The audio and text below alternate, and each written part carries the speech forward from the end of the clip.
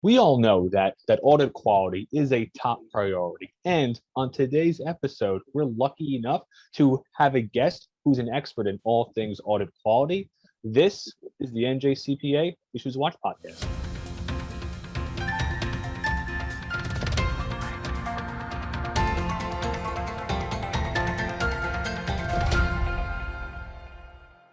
Welcome back to the NJCPA Issues Watch podcast. I am your host for everything technology, Sean Stein Smith. And on top of being the host of the Issues Watch podcast, so tech focused, I'm always grateful to have the opportunity to be involved at the NJCPA at every level. I'm actually on the board of trustees. My current term started back in June of 2022, and I'm also the past chair of the Emerging Technologies Interest Group. So I'm always happy to be here, always happy to be talking everything tech related. And so I'm really happy to have here today on our episode Taylor Harris, who is a fellow at the Center for Audit Quality. Now I have to be honest here that I'd heard of this institution, right? But I never actually met anybody who's worked there or even met somebody who actually knew somebody. So I actually met Taylor back in June at the AICPA Blockchain Symposium, and I was so happy to actually have a really good conversation with him, his work, and to honestly really have a sort of insider's point of view as to all of the cool things going on at the center. Taylor, happy to have you on. Yeah, thanks, Sean. Thank you for having me. I'm happy to be here. It was great to meet you. Then I was very lucky. Absolutely. And so to add some extra background, right, Taylor, for our audience, what is the Center for Audit Quality, and are there any maybe 2 or 3 main goals or objectives of the center? Sure. So the CAQ, Center for Audit Quality, it's the CAQ as it's known by friends and family, is an autonomous public policy organization. It's focused on the public company auditing profession. So it represents more than 400 or so auditing firms across the United States.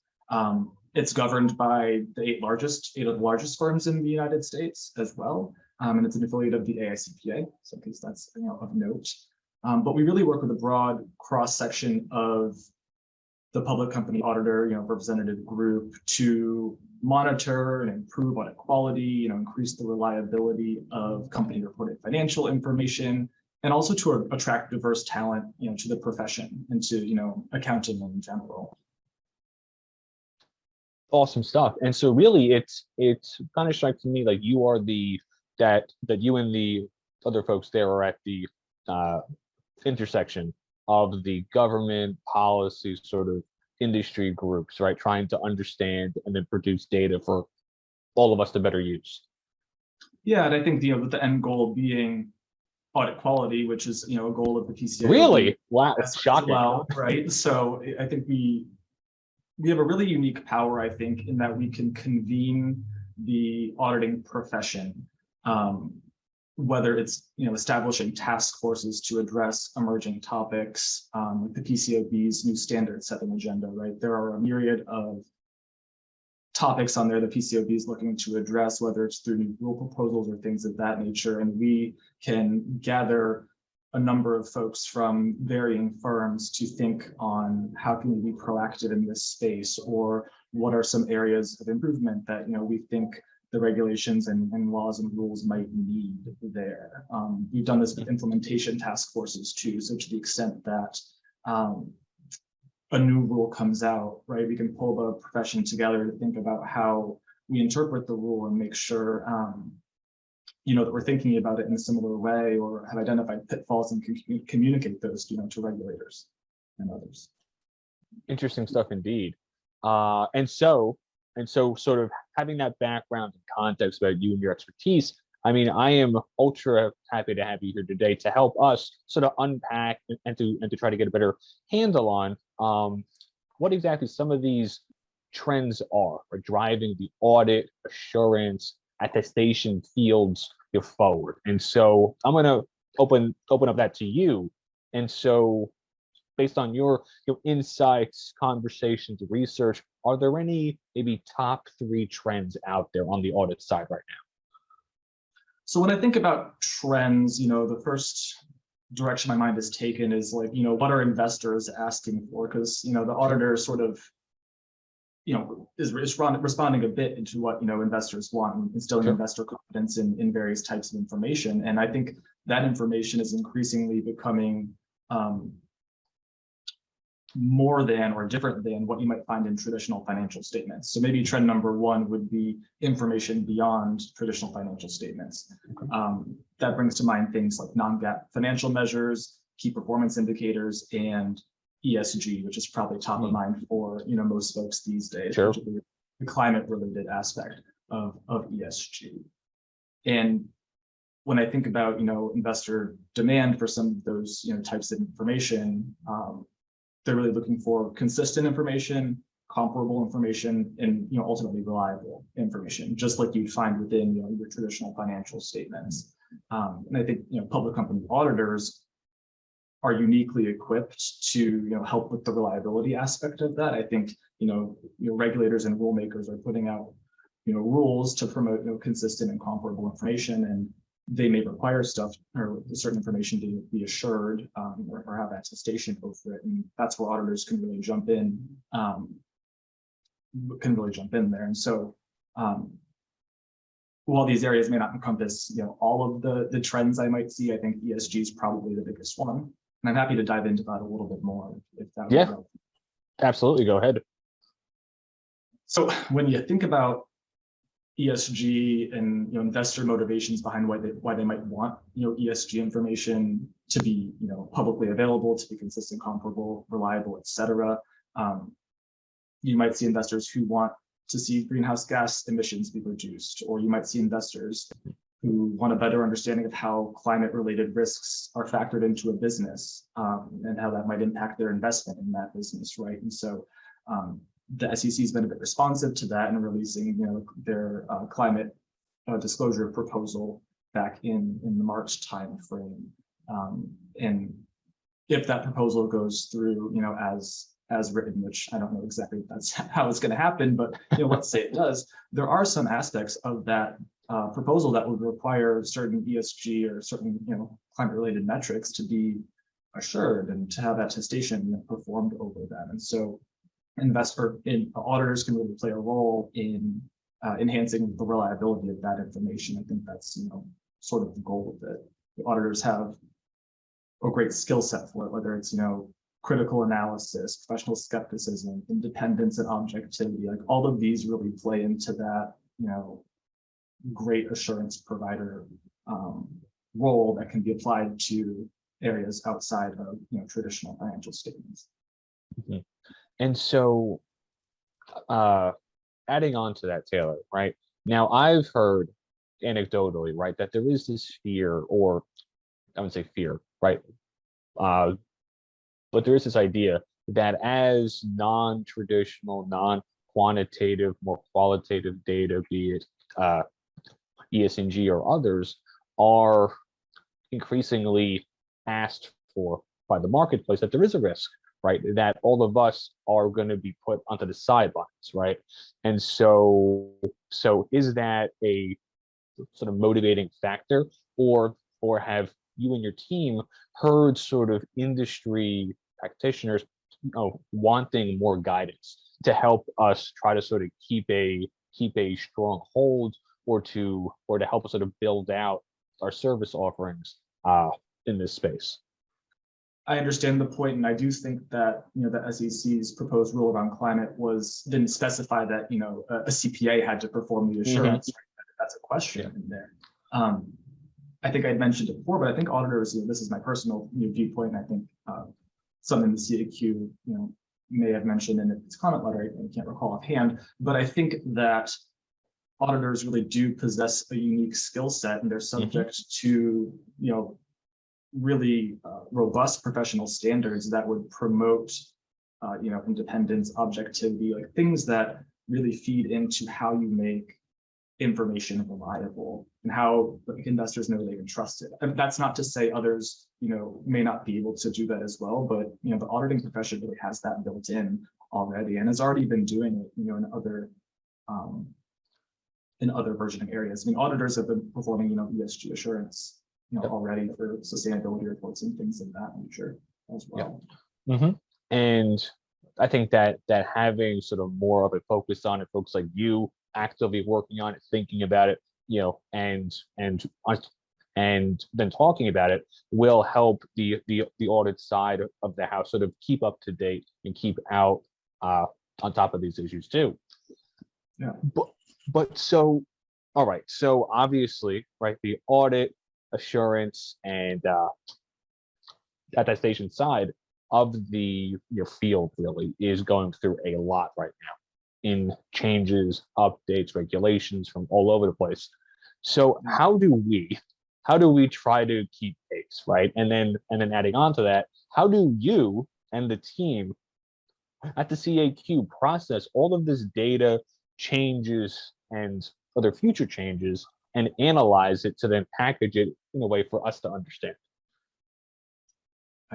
Maybe I'll tackle the first part of that question. Okay. And we can revisit the second part. And so, the capital markets are evolving constantly, right? And so I think the way the auditors must respond to that, has to evolve as well. And so I had mentioned, other areas of assurance that auditors might get into, whether that's ESG, potentially cybersecurity, emerging tech, blockchain, a favorite of ours.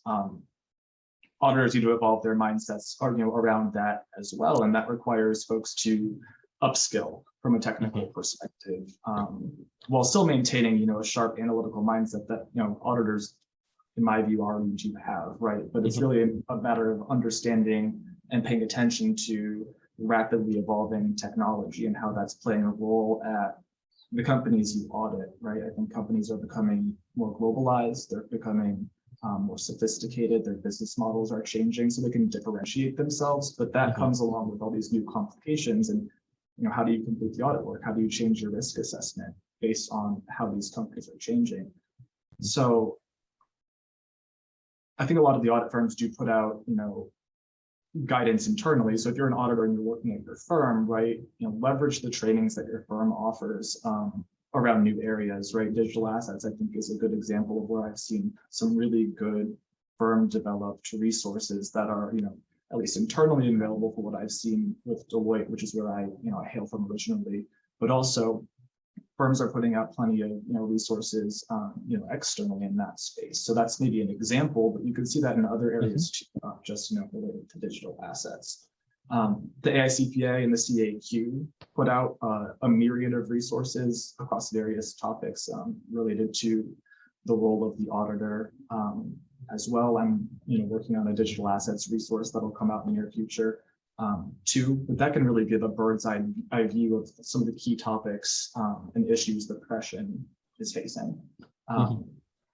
Some of these resources, they're publications like PDFs and things of that nature, but we do an audit in action video series as well that does address topics. We have a number of ESG resources that are related to that. So that's how, I would encourage others to stay up to date.